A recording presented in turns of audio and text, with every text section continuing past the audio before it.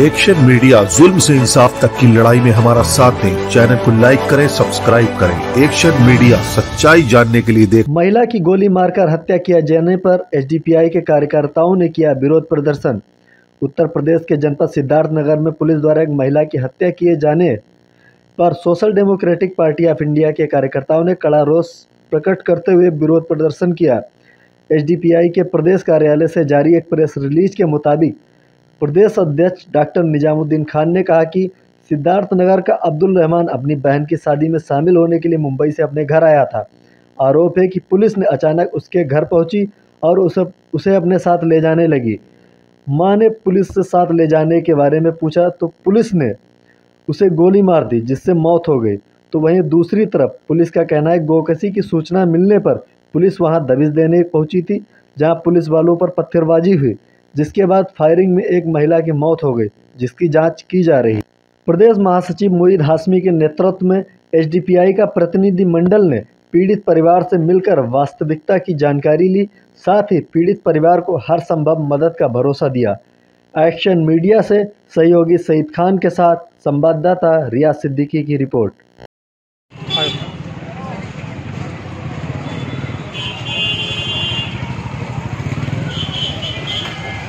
SDPI का नारा लगा दो एक। जिंदाबाद जिंदाबाद जिंदाबाद जिंदाबाद जिंदाबाद जिंदाबाद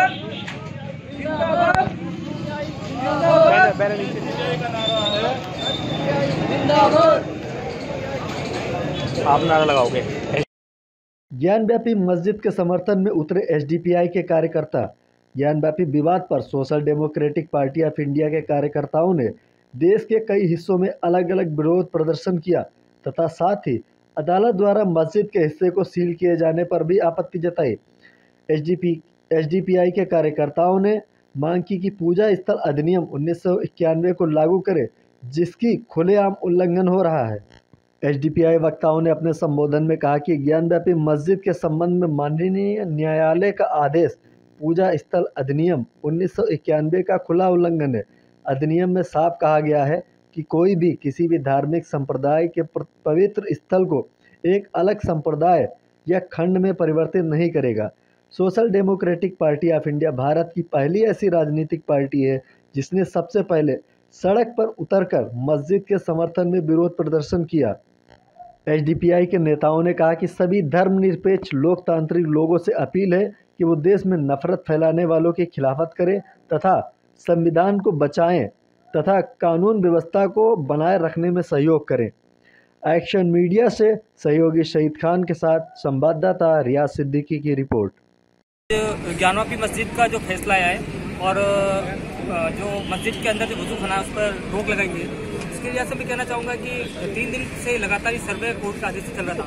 कोर्ट के आदेश के अनुसार 2 दिन तक वहाँ पर कुछ ऐसा नहीं मिला, लेकिन लास्ट टाइम जो 3rd डे था जब सर्वे चल रहा था उस टाइम ये कहा जाता है कि एक जो वजूखाना था, जो एक तालाब, जो जाहिर सी बात है मस्जिद के अंदर एक वजूखाना रहता है, एक अंदर फौरा था, उसको सीलिंग बताया गया है।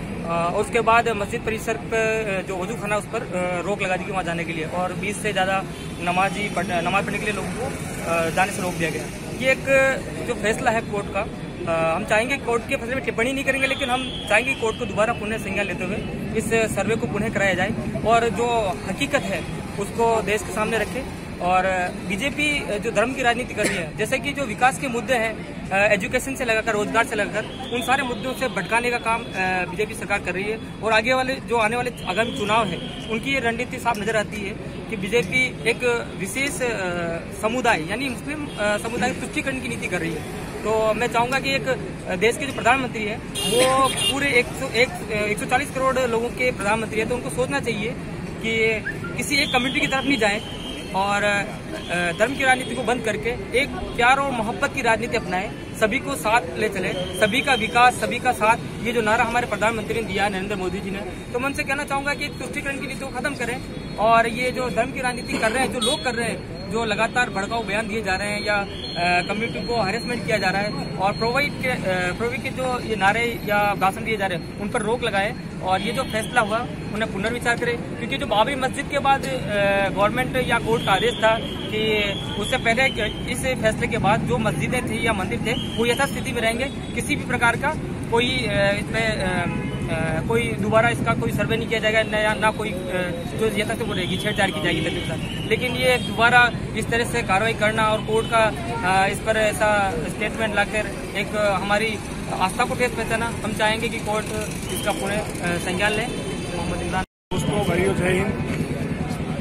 आज एसडीपीआई की तरफ से बनारस में जो ज्ञानव्यापी मस्जिद के लिए जो फैसला आया है कि वहाँ पर शिवलिंग मिला है, जबकि ऐसा कुछ भी नहीं हुआ है। पहले मेरे भाई बता ही चुके हैं, शिवलिंग नहीं मिला है वहाँ पर, जबकि वो एक तालाब जो है, तालाब रूपी एक वजू खाना था। वो वजू खाने के अंदर एक फुहारा था, उस फुहारे को शिवलिंग का नाम दिया गया है, ना कि वहाँ पर कोई शिवलिंग था। तो मैं अपनी तरफ से भी सरकार से और न्यायालय से ये कहना चाहूँगा कि वो वापस पुनः संज्ञान लें इस फैसले का और अपना फैसला वापस लें, क्योंकि मस्जिद का जो है वहाँ पर बाकायदा नमाज होती आ रही है, अभी भी नमाज हो रही है, नमाज के लिए बंद किया गया है, वो गलत है।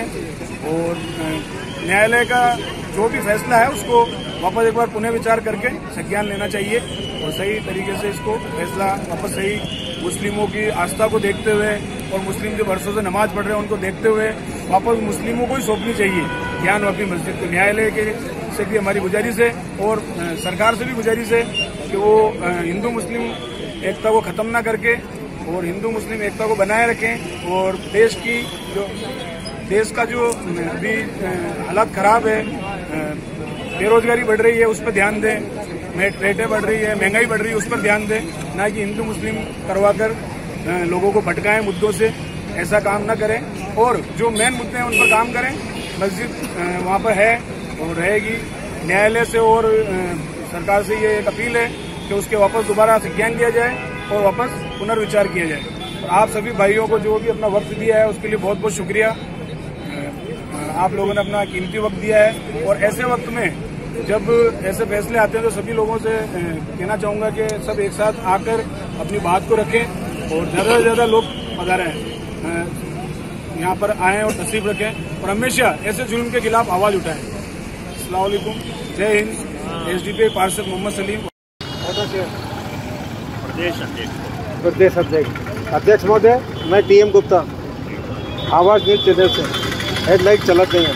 ओके, ये जो आप प्रदर्शन कर रहे हो ना, इस प्रदर्शन करने का उद्देश्य क्या है, मीडिया को जानकारी दो। दरअसल ये ज्ञानव्यापी मस्जिद में जिस तरीके का झूठा प्रोपेगेंडा रचकर जिस तरीके से वहाँ सर्वे करवाया गया है और ये सर्वे एक झूठा सर्वे है। एक मस्जिद के वजूखाने के अंदर किस तरीके से हर जगह पर मस्जिद का जो वजूखाना या कुंड जो होता है उसके अंदर हर जगह एक फव्वारा होता है और उस पर एक झूठा सर्वे कराकर उस वजूखाने के उस फव्वारे को शिवलिंग बताया गया। और मैं समझता हूँ कि ये हर एक उस आदमी को जिसको दो आंखें हैं समझ में आना चाहिए कि ये फव्वारा है या शिवलिंग है। और हर मस्जिद में आपको ये मिल जाएगा, जहाँ पर भी फव्वारा है वहाँ पर इस तरीके की आकृति आप लोगों को दिखने को मिलेगी।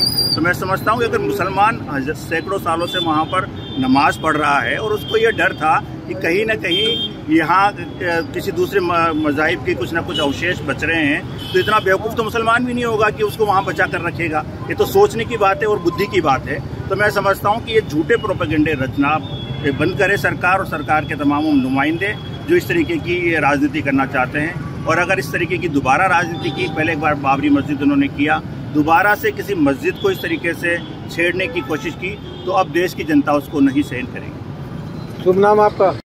आज जैसा कि आपको बता ही चुके हैं कि जो न्यायालय से एक स्टे अपनी ज्ञानव्यापी मस्जिद के ऊपर आया है, वहाँ पे नमाज पढ़ने की जो पाबंदी लगाई है, एक सिर्फ अंदर जो सर्वे के अंदर वजू खाना बना है उसके अंदर एक जो पुराना फव्वारे का जो राउंड घेरा होता है उसके बीच में फव्वारे का एक सीधा एक खंभा होता है जो उस मस्जिद कमेटी के हिसाब से टूट गया था।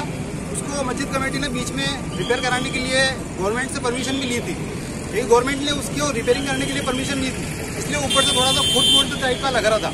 तो इसको सर्वे वाली टीम ने और वहाँ मौजूद लोगों ने एक जबरदस्ती प्रोपेगेंडे के तहत उसको शिवलिंग घोषित किया और बिना मस्जिद कमेटी को साथ में लिए हुए अपनी ही तरफ से कोर्ट में जाकर एक इस्तेगासा दिया और उस पर कोर्ट ने भी हाथों हाथ संज्ञान लेते हुए उस पर स्टे लगा दिया। कहीं ना कहीं ये पूरा एक प्लानिंग के तहत किया गया षड्यंत्र है और जो हमारे मुसलमानों के धार्मिक स्थान हैं उस पर कहीं ना कहीं ये उन पर प्रतिबंध लगाने उनको हड़पने के हिसाब से किया हुआ एक षड्यंत्र है। इसके लिए हम एसडीपीआई वाले सभी माननीय न्यायालय से ये मांग करते हैं कि इस तरह के मामलों में जल्दबाजी न दिखाते हुए दोनों पक्षों की राय सुनी जाए और उसके अकॉर्डिंग जो भी जायज जो भी सही फैसला हो वो फैसला लिया जाए।